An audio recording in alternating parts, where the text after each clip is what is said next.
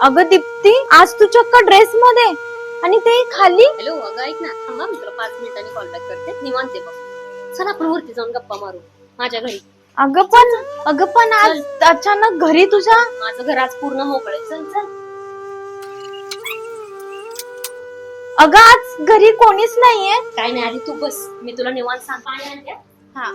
अगं घरचे कुठे आहेत? अगं ते सगळं सोड, पण आज तुला आमचं घर मोकळं वाटतंय का नाही? अगं आज ना मी त्यांना वृद्धाश्रमात सोडून आले. जाम कटकट होती बाई त्यांची. हे नको करू, ते नको करू, साडीच घाल, हेच कर. काय? अगं हे काय केलंस तू? मला वाटलं होतं की तुझ्यामध्ये जरा तरी माणुसकी असेल आणि तुला त्यांना वृद्धाश्रमात सोडताना जरा लाज नाही वाटली का ग? अगं तुला नाही माहिती ते माझ्याशी कसे वागलेत ते. तू जर ह्या ठिकाणी असतीस ना तर तू पण तेच केलं. अजिबात नाही. अगं तू त्यांना त्यांच्याच घरातून बाहेर काढलंस आणि त्यांना त्यांच्याच मुलापासून लांब केलंस. देव ना करो, पण उद्या तुझ्या मुलाने जर तुझ्यासोबत असं केलं तर तुला आवडेल?